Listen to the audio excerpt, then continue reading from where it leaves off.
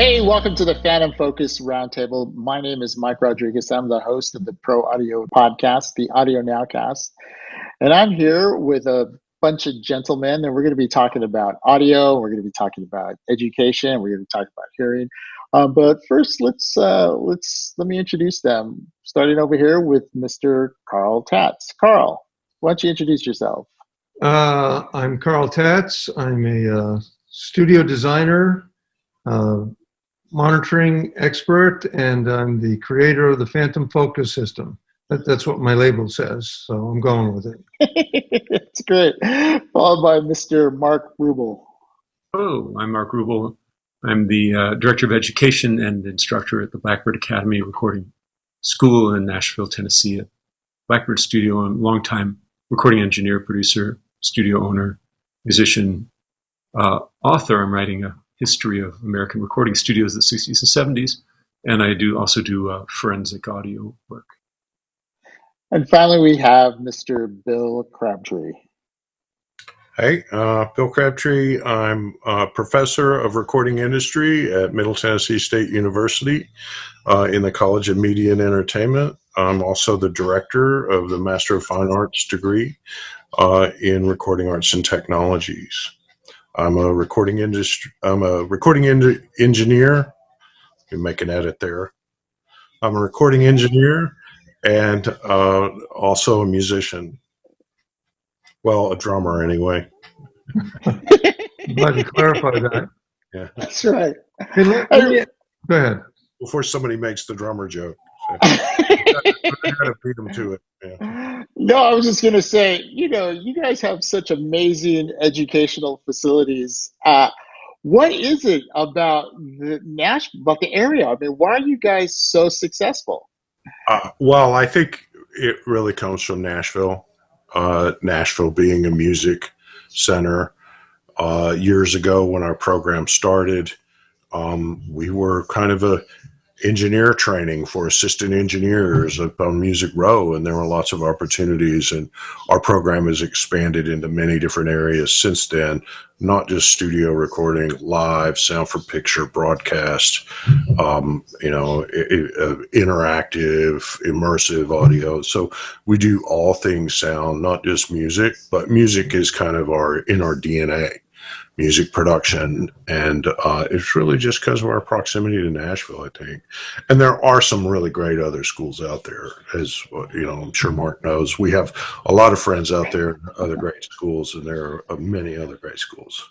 You know what? There are some really great schools, but you guys are definitely on the top of the list. You are out there, and there's also some really bad schools. So I want to give props to the good schools and the good educational institutions that are out there. And Mark, what about Blackbird Academy? That what an amazing place.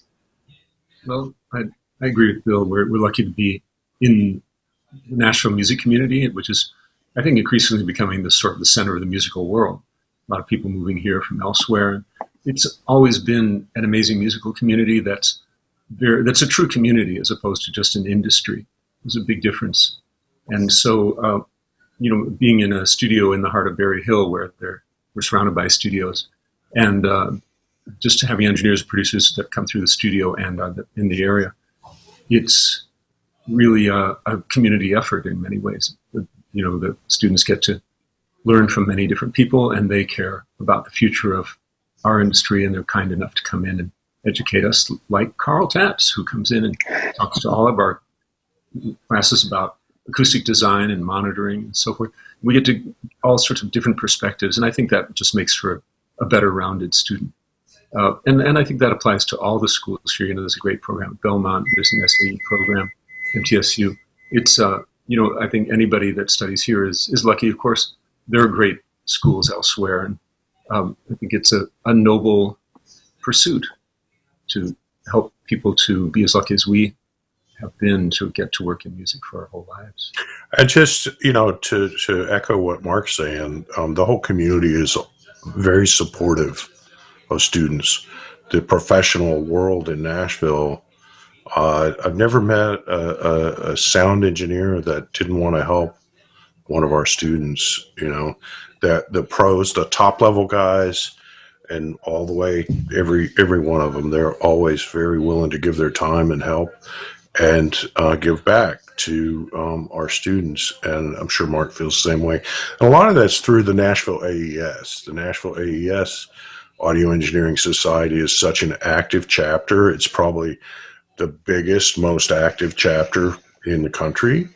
And I think that just helps build that community.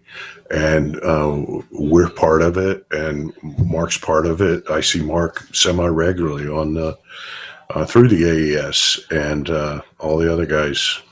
So I will say that Nashville, I'm out here in the LA area. And so there's just something about Nashville that not only is in the area, but it's in the schools, and the fact that you guys are working together. And I will just say, because my podcast, there's a lot of students that listen to the podcast. It's really refreshing to hear, such positive things about recording schools such as yours, because let's face it, there's people out there that are just trying to flip a profit, and they're just trying to, get kids in, get kids out, and they charge them a bunch of money. But in both your institutions, you guys really care, and you have the connections, and you have the environment, and it's really, really inspiring. I will say that I had the privilege of talking to the Blackbird Academy to speak to one of the classes, and the craziest thing is when I was talking, I started talking a little tech about transients, and I just saw notebooks. All the notebooks just flip open, and they're starting to take notes. And I was like, that was the coolest thing, because I've talked to some, other college classes and things like that, and I can tell you they're not nearly as involved as they were over at Blackbird. So that's really great. Carl, you've talked to Blackbird. You've done more than your fair share there. Sure, tell me about it. Well, no, tell me about it. How was your experience talking to the class? I love it. I think I lecture every class for the last, 3 years or so, Mark? Something like that. And it works out great, because usually it's the day before I come in.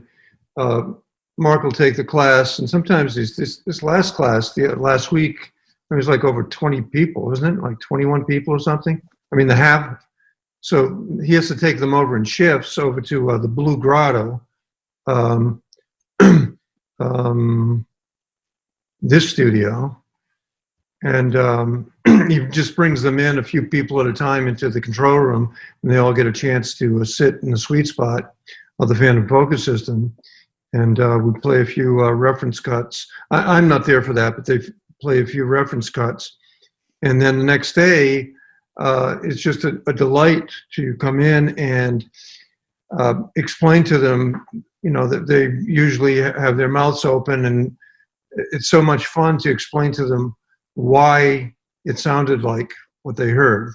And I'm able to, throw up some graphs and explain to them, exactly what it was they were listening to. And also I give them some stuff that they can take with them, some ideas they can take with them at home to improve. And I get a lot of comments from the classes. A lot of people contact me and ask me about some of the things I said that they can try themselves. And then it's wide open. I'll answer any questions.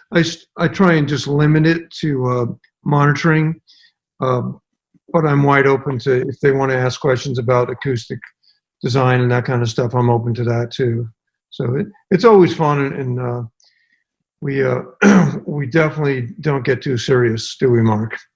That's for sure. The song and dance.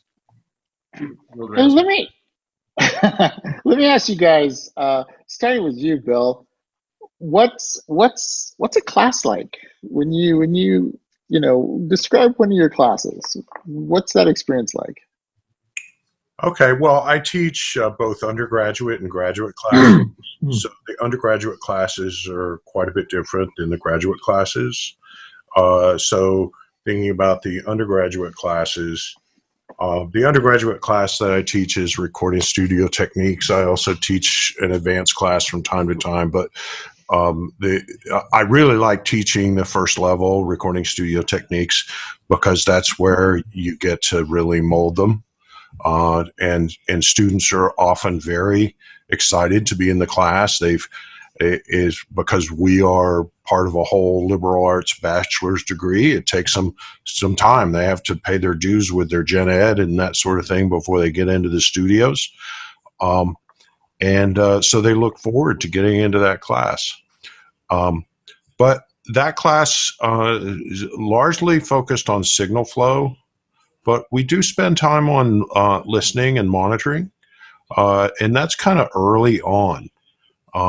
They are taking a critical listening class at the same time as they're taking my recording class.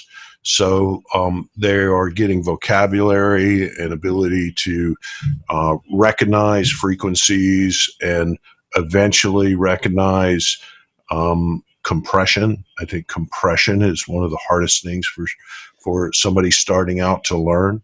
I remember when I was learning, we didn't have plugins.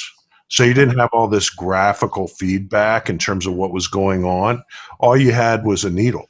You had a needle and a couple of knobs, and you're turning the knobs like, I don't know what this thing is doing. I don't even know. Right? And you're turning the knobs all the way. And I really encourage the students when it comes to signal processors to go to the extreme with them. Don't be afraid to make mistakes. It might be something really cool that you come up with, and it might be something really terrible, right? But that's okay. You learn from that process. So you learn from hearing the processors to their extreme. And then you learn subtlety, and you learn over time, you learn to what they're really doing. But especially when it comes to compression, but really same thing with EQ. And it's pretty crazy, some of the crazy EQ curves that students come up with, and we can see them with plugins. So if they're mixing in the box, you can see the stuff that they're doing. Right. As when we were learning, or at least when I was learning, my teacher never saw what I was doing with signal processors. I mean, might have saw documentation, but right. You really didn't get the same kind of feedback as what you get now. So, yeah, I mean, but it's a lot for students to take on. They've got signal processing to learn about, but they've got signal flow. They've got analog to contend with, just analog signal flow. But then they've got digital. They've got file management. They've got word clocking. They've got so many things. Whereas all we had was a mixer and a tape machine.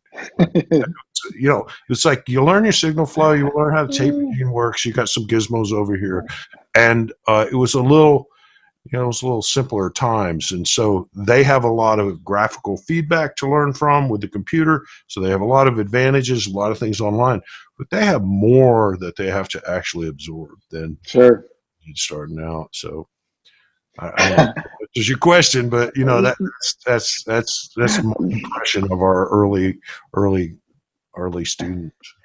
No, it really does. As a matter of fact, it makes me kind of jealous because my teachers were named client. It's basically, I didn't go to recording school. And so you kind of had to learn on the job and keep going. And yeah, so that's fantastic. Especially like there's something about learning, like when you get challenged and you have to, like if somebody was going to test me on frequencies, like there's a buzz to being able to study that so that you can kind of know it. It just really seals things in. Mark, let's talk about, your program and what you do. Describe what your classes are like. Our entire program is 6 months, 24 weeks of 5 days a week, 10 to 5 and sometimes 9 to 7. It's what I call it a freeze-dried education. It's very compressed because we're covering so much material in a short period of time. So that's why they're taking notes madly while Carl and other guests are speaking, because, I still hear from students that studied with us years ago, I was looking through my notebook and can you explain this, or can you send me the slides on this other thing? I really agree with what Bill said, and they're lucky to have him. It's a reverse method of learning from how it was earlier, where you had a very limited system and you were trying to make the most of that. And that, which was interesting because it made for creativity, right? First of all, you learned the basics. And then you had to learn how to be creative to just make the most out of 4 tracks or 12 channels or, a couple of EQs and a compressor. And they're really coming at it from the opposite direction, which is they have access to thousands of sounds and thousands of plugins and practically everything. In their laptop, there's more power than, there's 100 times more power than the biggest studio of the 1970s. And so it's more of a subtractive process where they're trying to figure out, what do they choose? How can they choose from a million great options as opposed to trying to make the most of a limited number of options? And I think part of what we do is to help them find the way to that, which is to kind of start from, well, you were talking about listening, to kind of start from the goal and the philosophy of what we're doing and how to do it. And then you can derive all the particulars from that. What compressor do you use? What plugin do you use? How do you set the EQ? All those things. I think there's a tendency for people who either aren't trained or just being exposed to all this to just go in and sort of just start putting plugins on everything and twiddling things or listen to podcasts to figure out their hero did this, so I must do that, or I have to use this preset. And I think we try to give them a little bit more of a solid philosophical backbone to build things on and to be able to choose from. So I like what Bill was saying about going to extremes, because one of the other things that I try to encourage them to do is to be bold. And it's when they're mixing or recording, is to do extreme things or go over the limit and figure out what's too much compression or what's too much distortion. And because that's how you know where it is. I think a lot of people are too timid about it. They're sort of pushing a fader up and then they pull back. Oh, is that too much? It's the way that a lot of people actually approach playing music too. It's called playing music for a reason. It's supposed to be a joyful play.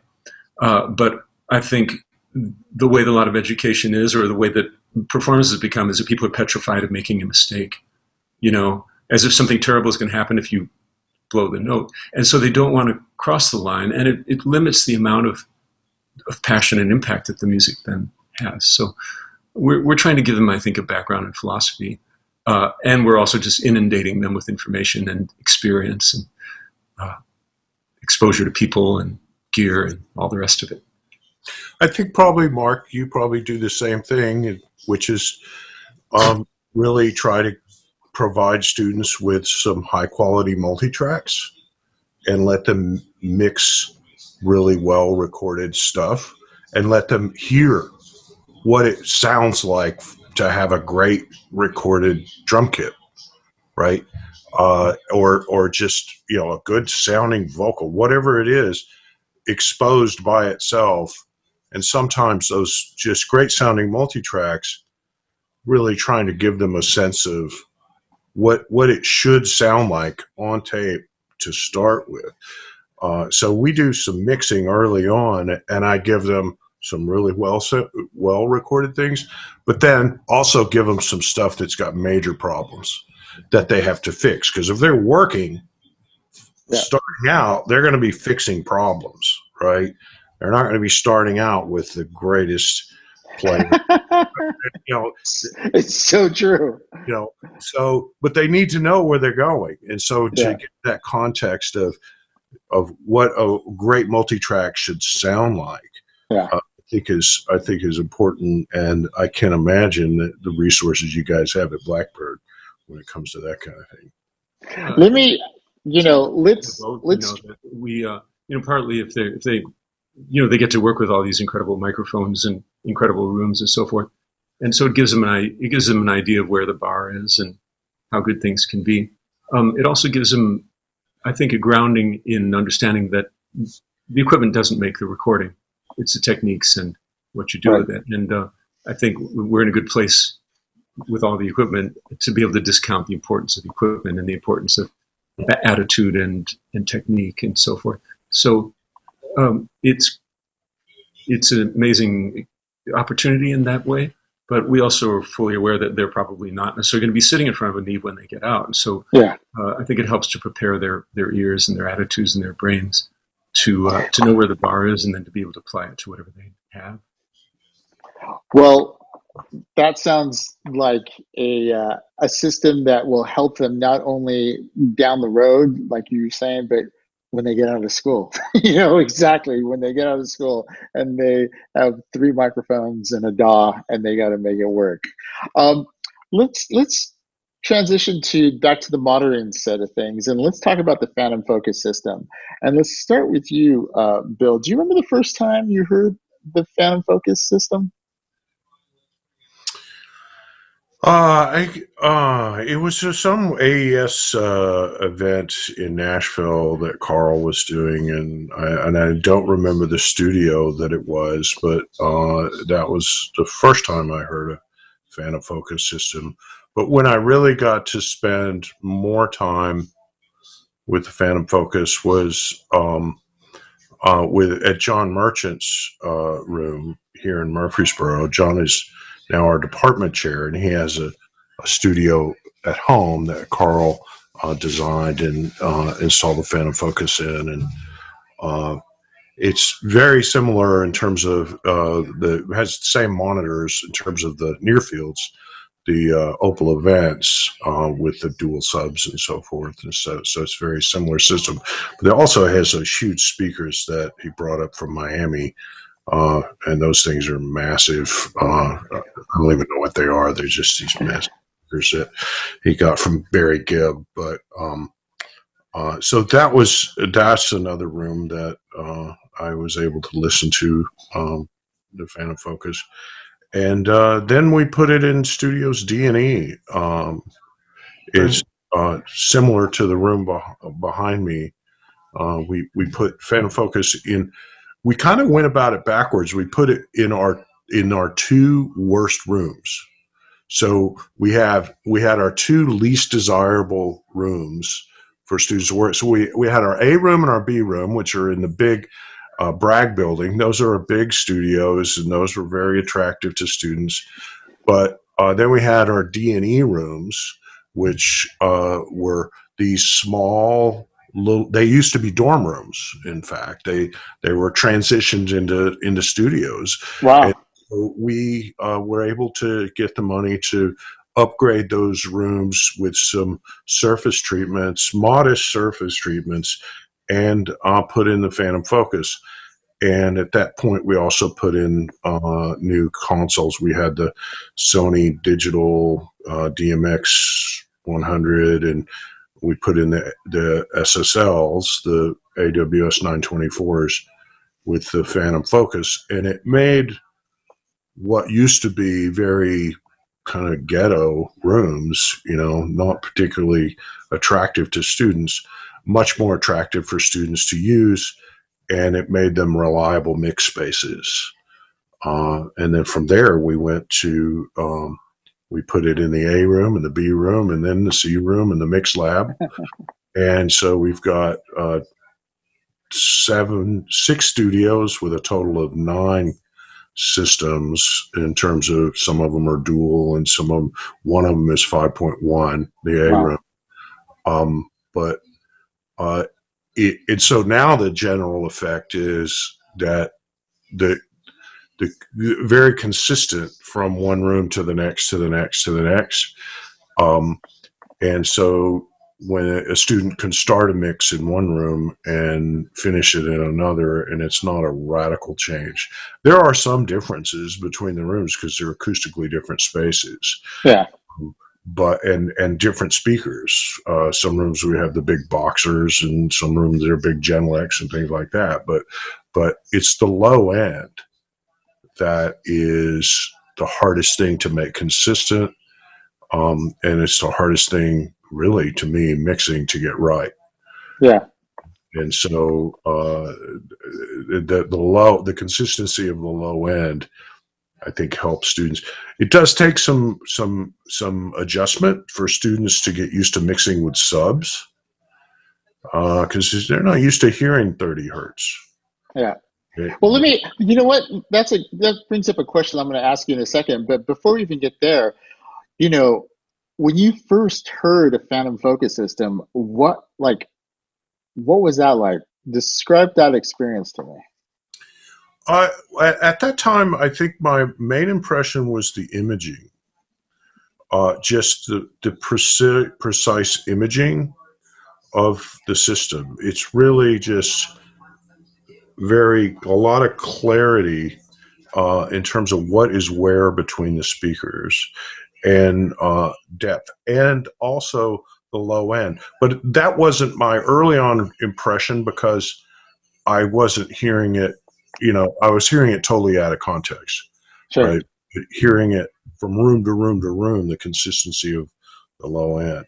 But I think the imaging is the thing that grabs a lot of people. It's very tight mix spot. And Carl could talk more about that as far as whether he has some rooms that are wider mix position or not. But it's really designed for where the engineer is sitting, the sweet spot, and that's where you should be sitting. So you can't kick your heels up on the desk and expect right. And that's another thing we have to teach students. So you have to sit here, right? It really does matter. You have to be right here between the two speakers in the triangle. Hey. And they're used to just hanging out and not really actively listening. Yeah. Let me ask you, Mark, the first time you heard a PhantomFocus system, what was your impression? Do you remember that? It was at the Blue Grotto, where I still take the students. And I think, safe to say, I was pretty blown away by it, and the impression that I had is just the three-dimensionality of it. It's kind of imaging, like Bill said, but also just the kind of holographic nature of it. And, of course, we listened to a lot of excellent recordings in there, but there are also recordings I've heard many times in there. Details and, reverb tails, and you can hear the individual balls on the sizzle cymbal, chain, and, the individual filaments of the brushes, that sort of thing. So a very remarkable experience for me. And I'm really glad to be able to pass it on to the students as well, because you could see it sort of expanding their brains a bit when they first hear it. Hey, Carl, let me build upon what Bill was asking earlier. The sweet spot in a PhantomFocus system, is it how big is that spot? Is it a sweet spot, or is it a sweet area? Yeah. Or does it depend on different studios? No, we make all the near field systems are completely consistent. We've got 67.5 inches from tweeter to tweeter, and the apex of that, the equilateral triangle, is 18 inches in front of the console. So your ears are about 6 inches from that. Now, this sounds like something rigid I invented. This is just physics. If you move your head to one side, the frequency response is going to change. So there's really only one God spot, and that's the PhantomFocus system just accentuates that, on steroids, to actually have this one position where you're going to have the luxury of hearing something, the way you always dreamed it would sound, and mainly it being the tool that you can, that if it's right there, it's going to travel to every, any other system. Mark points out one thing whenever I'm with him at one of these events, where you can turn the volume all the way down to till it's almost off, and you still hear everything. I think Mark calls it sorcery. And that's just because there are no more dips and peaks. There's nothing being masked anymore. So you're hearing the punch on the low end, the bass, everything is still there. And then you can crank it up to 110 dB, and that's what these near fields will do. Now, there are some, this is the only room I can think of offhand that we did. I can't remember. It's been a while, but in studios A and B, I know for a fact that A, which has the API and the dual PhantomFocus 5.1 system, by just moving the console, we were actually able to get that 18-inch apex with the bigs and the smalls. I don't know if that's ever happened before. It just worked out in that room with that console, whatever. Because a lot of times I just did tuning of a room in Memphis. I didn't build a room. I was just hired to come in and do the PhantomFocus tuning on their mains. And we weren't able to do that. So in a case, or in John Merchant's, those big things, we were only, I think we got it to about 3 feet in back of the console. But for bigs, that's okay. So if you want to call that a wider sweet spot, you can. But still, if you move your head this way, Sure. something's going to change in the frequency response, you know. And the thing is like that's not the only place to listen in the room. You know, it sounds good in the rest of the room. It's just that when you go into that sweet spot, it's like being in another room completely. It's like you're hearing something that nobody else in the room is hearing. Right. And that's really fun. Hey, Bill, let me ask you, having the PhantomFocus system there, how has that changed or affected the way you teach? Well, I'd say just kind of going back to our decision to transition to PhantomFocus. It wasn't a deliberate plan from the start to go with PhantomFocus in almost all of our rooms, but once we kind of drank the Kool-Aid, we gradually added rooms. But our point of view early on was really with all the advent of technology and laptops and DAWs and plugins, we asked ourselves the question, and we continue to ask ourselves this question, which is, what can we provide for our students that they can't provide for themselves? Right? They can provide a laptop, they can provide headphones, they can provide plugins, but they can't provide really high quality monitoring. I mean, they can improve their own monitoring at home, and we teach them to do that, right? We teach them to, about the physics of placing their monitors at home and stuff. But it's not something that you can really get to that level without spending a good chunk of money, right? So it's not something they can really provide for themselves. So it has become a thing where students may still be mixing in the box, but they come in and they put their laptop on the console and they're using the volume knobs because they've got a good monitor system. And I have to require it of them early on because they don't really appreciate it. But by the time they get later to the seniors and the grad students, they understand the benefit of it. So it's a little bit like what Mark was saying, that you're providing a bar for monitoring.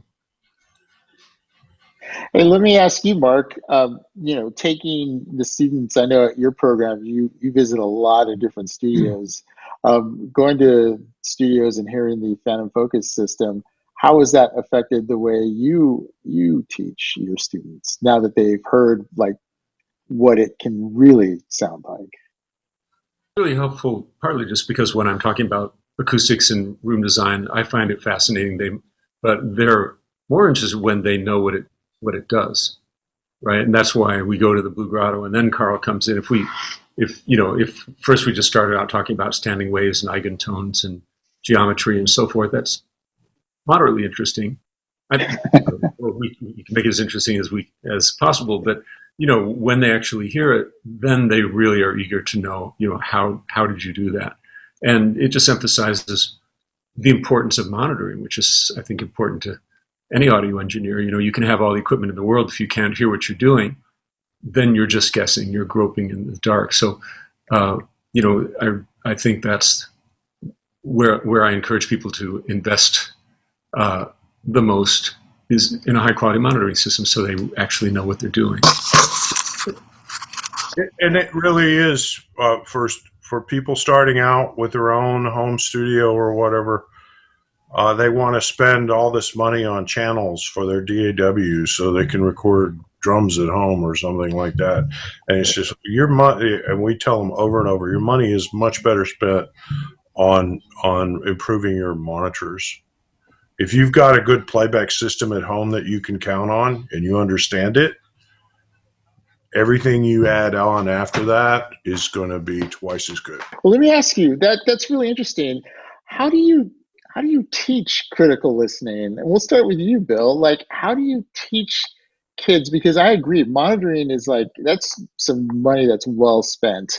But how do you teach these kids to listen? Because it took me a few years just to come to grips with it myself. Well, it's an ongoing process for students, and the musicians in the class always take to it more quickly than the non-musicians, just because they just have a context, and perhaps they understand more the main point, which is listening as an audio professional is an active experience. It's not something you do for entertainment. It's not passive. So learning, just molding them to the point to where they actually have control over what they're listening to, where they're listening. They might be zoomed in on one particular aspect and focus on one thing, and then deliberately, consciously change their perspective to listen to the whole. And I have to, give credit to Chuck Ainlay, who on one of these AES panels said one time to a panel, and I was like, yeah, that's exactly, you put it perfectly, which was, have to keep asking myself, am I hearing what I think I'm hearing? And that's so true. We all do it. We all know it. And when Chuck said that, I was just like, yep, he put it, that was exactly the right way to put it, especially in mixing. Are you hearing what you think you're hearing, and questioning what you're hearing? We get into mixing and we hear something over and over and over, and in our minds we hear it one way when in reality it's not really like that. So it's so true. Your brain will fool you. So we teach the physics in terms of objective properties of sound, right? Frequency, amplitude. And then the subjective properties of sound, pitch, right, loudness, and it goes on and on from there. But the understanding that the ear-brain system is like a transducer. It doesn't respond on a one-to-one level to the objective properties that are actually happening out there. And it sounds different to everybody, not to mention, head-related transfer. And then we get into, maybe get into binaural stuff and things like that. It just goes on and on. But so, yeah, I'll stop there and let Mark fill in the gaps.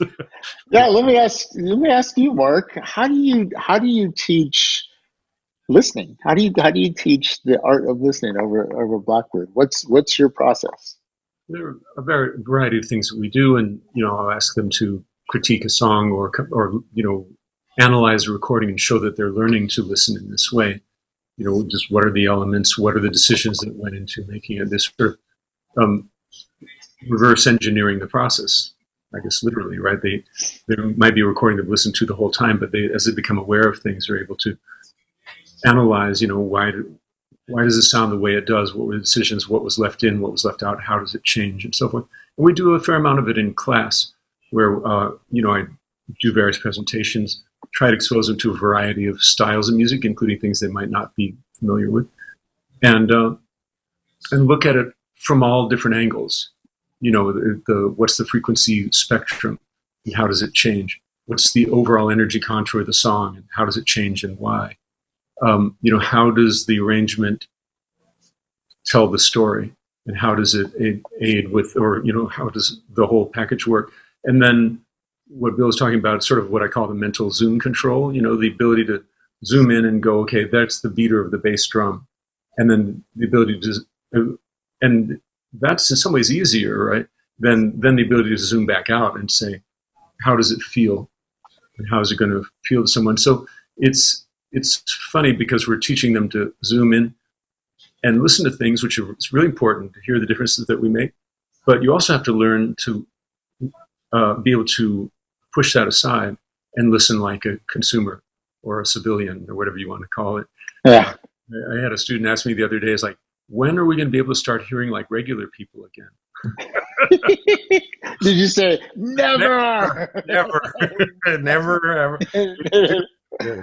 That's so funny. That's you just get obsessive, and but I also, I've become aware of that, and so I'm really trying to teach them also to, like when they're mixing, to not do what I call furrowed brow mixing, because I think you're actually using a different part of your brain when you're sitting there scrunching your forehead, listening for problems, because no one that buys it or is shopping in the Kroger and it's playing on the speaker in the ceiling is going, is that too much 1.2K on the kick drum?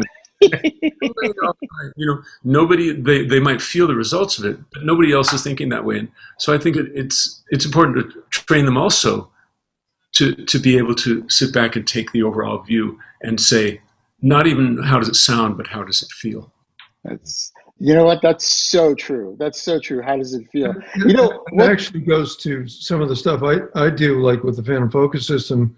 It's an emotional thing. In other words, I do the tuning. I use the software, and I've got a template, and I can lock it in. But until I sit in front of it and use a reference cut, if all of a sudden it thrills me, if I'm not thrilled, I know I'm not there. Now, these days I get there, 95% of the time I get there, right away, because we've done so many of these now. But especially in the early days, when it was like reinventing the wheel every time I did one of these things, I really had to fight hard to get to that point where, like, wow. And was I talking to somebody or listening to someone about certain listeners listen to, I guess, bass players listen to the low end when they're listening to music? That's what they go by. Oh, I know what it was. It was Larry Klein, the bass player and producer who had a relationship. Is Larry Klein, right? With Joni Mitchell. Yeah. And when he started working with Joni, he had to explain to her, she always listened to the top end. And she was a complete failure because of that. But I can't remember what stage he came in, but I think it was actually she probably crested by that. But she had never listened to the low end yet.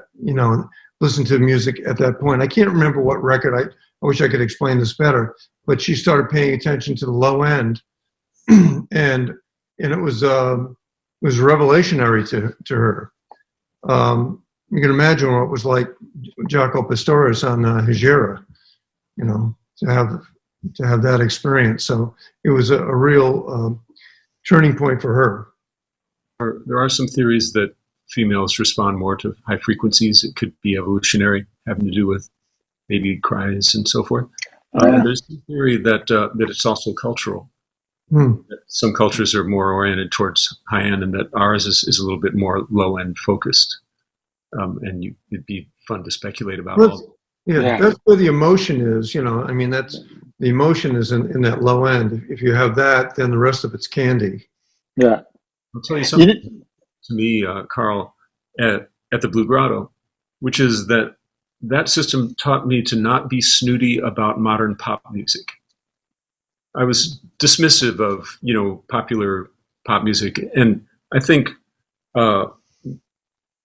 just had the idea that it was just sort of over compressed, didn't have any dynamics, it was just sort of throwaway stuff.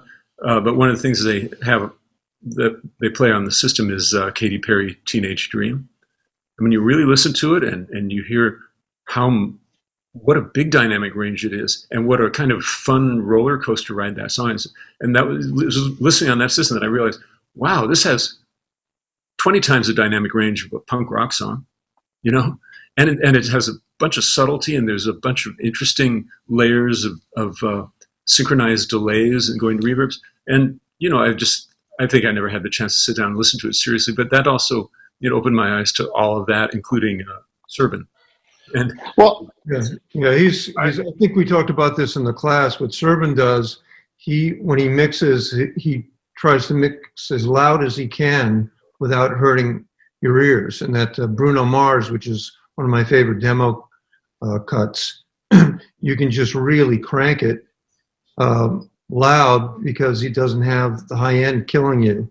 But it's very, very, very satisfying to listen to loud. one thing that you can really get when you listen to pop music is the vocal sounds that the pop guys get. Like, I mean, I just go to school when any of the top 40 hits come out. And you just listen to the vocals because they do some amazing things, amazing things.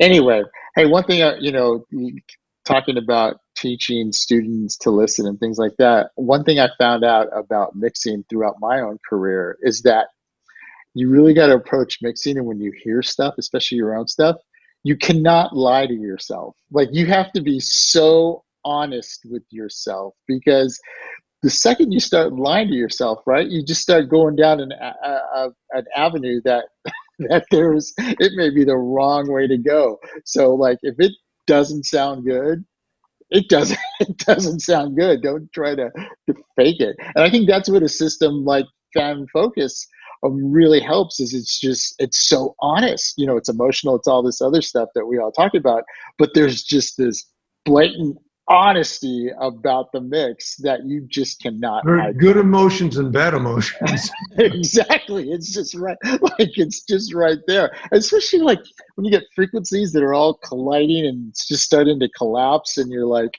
no, I don't need to have 7 plugins on one vocal. Something's wrong here. Because, and today, it's so easy to like, well, that doesn't sound good. Let's throw another plug-in on top of it and see what we can get. And next thing you know it, you've used up all the top little inserts and you're going down to the next row. So anyway, it does take practice for students to be accustomed to a high-end monitoring system, because in some ways it sounds really great when really it doesn't. Yeah. Right? It's just everything's there. It's not blended particularly well, but they can hear it all and they feel the low end and they're like, wow, man, that's great. But it's not happening yet. And so that's a really, really good point, is you have to go to, love them or hate them, an old NS10 system or your laptop or a pair of crappy earbuds and listen on that and see how it translates. Well, I think that the key to that is, like, because anything, you're going to have the imaging on the PhantomFocus system. So the key is to compare it to that's why reference cuts are so important.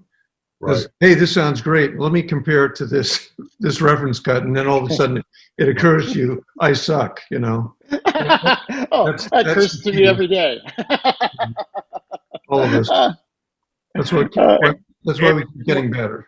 And when it comes to reference recordings, I have to really push students perhaps away from music that they like. In other words, often their first instinct is to choose a reference track of something they just like. It might have nothing to do with the mix they're working on, but it's just a track they like. And, once I said to students, it was a funny quote, it cracked everybody up, which was, you have to stop buying music the way you buy clothes, right? It's not a fashion statement. The music you own is not an expression of your personality. It's a library that you have of all kinds of things.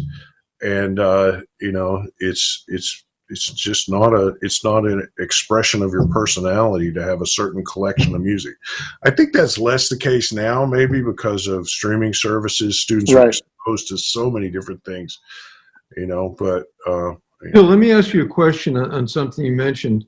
You said that if they're musicians, it's easier for them to do it. Are there any? I mean, it would just surprise me, and I could be wrong. That's why I'm asking you. It's hard for me to imagine that someone could be successful without being a musician as an engineer. It's without a doubt a bigger mountain to climb. If they have no musical background at all. I mean, can they climb it all without being a musician? Some just can't, and some can. Some have really good musical instincts, even though they don't play an instrument. And so some take to it better than others, right? And I mean, there are engineers who are not musicians, or maybe they started playing music, but they never really got serious about it. Yeah, I mean, even that. But I mean, some tone deaf person who can't carry a tune and has never tried to play guitar or piano, it's hard to believe that they could even begin to communicate with somebody. Yeah, for some of them it's pretty rare, isn't it? For some of them it's a real problem, and music is not a path they should go down. But there's a lot of different paths in audio, right? There's a lot of different careers in audio, and we try to take a very broad approach to what our students will be doing after graduation. Really, the ones who are going to wind up in music recording, that's the tip of the iceberg. Those are the overachievers, the hardest working, the most talented, and they're just totally determined to do it. But then there's all the rest of them, and they wind up going in a broad range of directions. Even our master students, the graduate students, many of them don't go into music, some of them do. Hey, Carl, let me ask you a question. What is how different is an installation in an educational facility? How different is that from when you do like a private studio or a commercial facility when you install the PhantomFocus system? Well, schools are usually total pains in the asses. So, no, I'm just joking. This is all humor I'm doing here. That's a great question. I would say the biggest difference is the permanency. That we go out of our ways when we do a situation where there's going to be a lot of people around, possibly people bumping into it. I mean, PhantomFocus system is set up, if it's a near field or midfield system, they're set up, we bolt, we have PhantomFocus stands that we actually bolt to the ground, and they're clamped to that. And then I know that at MTSU, we use the regular mount, but we actually drill through the bottom of the plate of the stand and actually bolt the speaker onto the stand, because we can't take a chance of somebody going, let me see that angle. You can't, if you move it a hair, all of a sudden the whole thing's over. So I would say the permanency to make sure that students, that they're not going to screw with it, as they want to do. So I would think that would be the biggest difference, and of course, so many more people, if it's a personal studio, usually it's one guy. So you measure the height from the floor to his ears, and you can really tailor it perfectly for that one person. So, when it's a lot of people are using it, then you come up with a ballpark of it, which is really close anyway. I mean, height-wise, usually, especially if they have a PhantomFocus E-chair, they'll have a tendency, because the chair tilts down, they'll be a little bit higher, and typically about 50 inches off the floor is tweeter height. And this is all based on the null positioning ensemble, which is what what I give in my lectures, and it's on the website. And it's probably maybe the best thing I ever did was come up with that. And I didn't even come up with it. I just stole it from somebody. So basically, when you install in these educational institutions, it's like putting, you just lock it down. You're going to be glued in, yeah. You don't it's want to. Stonehenge. It's just not going to move. That's the ideal. This is it, Well, that makes sense. Before we had PhantomFocus, you could walk into one of our control rooms and you never knew where the monitors were going to be. That's so true. Yeah, I believe that. Somebody, a student or another faculty would come in and go, "Oh, should be over here," and move things around, and it wasn't the same from one day to the next. That's crazy. Yeah. Well, it's amazing. That system you see right behind Bill, those things are bolted to the floor. Yeah. They're not going anywhere. And you know what? That's kind of studio etiquette 101, though, right? When you walk into a new studio, you don't touch anything. You just say, which faders can I go? And you go from there, So it's great that you, that you have it so that they can't touch it, All right. Well, hey, this has been really great, man. It's been really fun talking about all this stuff and your institutions. And I just want to, Mark, just tell us a little bit about Blackbird Academy and just sell yourself right now, brother. Well, there are actually two Blackbird Academy schools. One is a live sound engineering school that's a separate facility. They're across the parking lot from Clare Brothers. And here at the recording part of Blackbird Academy, we're at Blackbird Studio. And the students, it's a 6-month program, very intensive. The students spend a couple of weeks in the classroom learning mainly from me about everything, from studio design to monitor design and signal flow and the history of recording and business and you name it, microphones, microphone techniques, etc. So they spend 2 weeks learning from me and all the many guests that I'm lucky enough to get to bring in. And we go to a lot of places when we can. And then they go into Blackbird for 2 weeks and make records. And when they're in there, it's no more than 5 or 6 students in a control room. So they all really are hands-on doing things, working in Blackbird Studio. It's not a classroom or a sort of abstracted thing that has the Blackbird name on it. It's actually Blackbird where all these big records are being made at the same time. It's an amazing experience. It's really the school that John McBride and I wish that we could have gone to ourselves. And we're so lucky to have everybody that's associated with it. We've got 3 other instructors who are very experienced studio engineers. Jeremy Cottrell was the original assistant at Blackbird, so he knows where everything is and how it all works. And we have Kevin Betker, who's a great engineer and a young guy, which is nice for the students, and studied mastering, was the operations manager here. And Ernesto Alvarez, who's a great engineer and especially notable for his amazing attitude and just what a wonderful guy he is. So we're just really lucky to be here, and we have nice students, and we've had a lot of success with them, actually. That's fantastic.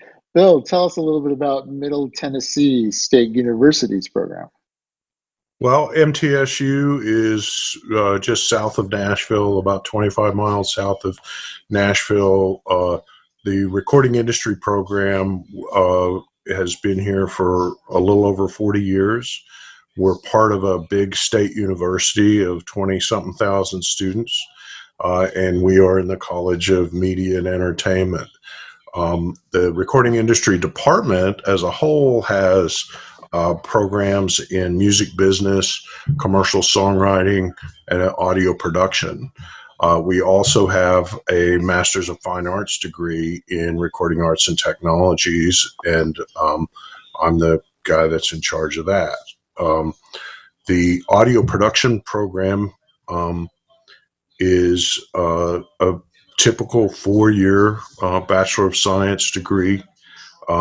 We do studio recording, we do live sound, we do immersive audio, sound for picture, electronic music. We have 2 pretty large electronic music computer labs. We have 7 recording studios, 6 of which are PhantomFocus, 2 of which are not long for this earth, but we are presently building 2 new studios to replace our studios D&E. So we're very excited about those. Those will come online next fall. Studios D&E, we're wrapping up our last semester with those studios. So it'll be bittersweet to see those rooms get hit by the wrecking ball, but very excited to see the new studios come online. It's progress. Yeah. Hey, Mike, I'm wondering if we could ask Bill and Mark about how they're dealing with COVID. And I know Mark has come up with an ingenious virtual approach to what they've been doing with some of the students. Maybe, maybe Bill, you could tell us about that. Me? Yeah. Sure. Well, the COVID thing has been a real challenge, right? It's a challenge for all teachers, just the logistics of teaching online. But for us who teach in a very hands-on type environment in a studio like the one behind me, in control rooms that are not that big, it's a real challenge to convey that information to students. So over this past summer, I put together a multi-camera video system with movable cameras on mic stands and so forth. So basically turn the control room into a little television studio with a little Blackmagic switcher and iPhones, right? The best camera that I could find for the money, right, was an iPhone. And so we've got the iPhones plugging into a switcher, and that feeds into Zoom. Zoom sees it as a second webcam, and so we're switching there, and students can see me, hear me, and I can basically zoom in on any part of the studio, pull out, zoom in, cover basically everything in terms of signal flow. And then they come in for short supervised labs in small groups of 3. So fortunately, with our graduate program, we have grad assistants that can help pick up the extra man hours in terms of just giving students the time on the gear with a little help. So that's how we dealt with it. Wow, that sounds pretty cool. How about you, Mark? How are you doing over at Blackbird? We're actually in person in our classes, and we're just trying to do everything that we can because, we're also working recording studios, so we're trying to keep all the staff and all the clients as safe as we can. So everybody wears masks all the time. Everybody has their temperature taken when they come into the facility. John's bought a ton of medical grade air purifiers, which are humming away in this room that I'm in. We put HEPA filters in all the air handlers. They're ultraviolet, bug killing, virus killing, big light banks that our technician built that get deployed in where we hang signs on the doors and turn them on remotely because it'd be damaging to be around for Wow. humans. And we have various ozone things in the vents. And we're really doing everything we can. We have a guy whose full-time job at Blackbird is basically being the sanitation czar and going around and making sure that everything gets wiped down and cleaned out and zapped with ultraviolet between sessions and so forth. And, we've been in session since July the 6th, and, it's been going well, but it's a challenge. It's actually a challenge to teach in a mask, it turns out, to a bunch of masked students. I prefer it to being online. But it makes me realize how much I rely on the feedback from the students and their expressions and that kind of thing. And I'm going to come out of the picture for a second. I just want to show you something funny. Sure. Because they can't see my expressions, my wife made me these signs. Turns out that this is what I should have had just like suspended. From an age of a child, it would have probably made everybody understand a little bit better. But because they can't see my expressions, I can. This is the answer to just about every question about recording. How much should I get? How do I do this? How do I do that? It depends, right? So, here's a really useful one when we have guests. That's great. If I make a point, You never have to use that for me, though. That's no, great. it just naturally happens. So yeah, we get just That's great. That's so cool. That's pretty funny. Yeah. So that's been helpful in teaching masked. Wow. These are strange times, and those are pretty, both those ways are pretty inventive.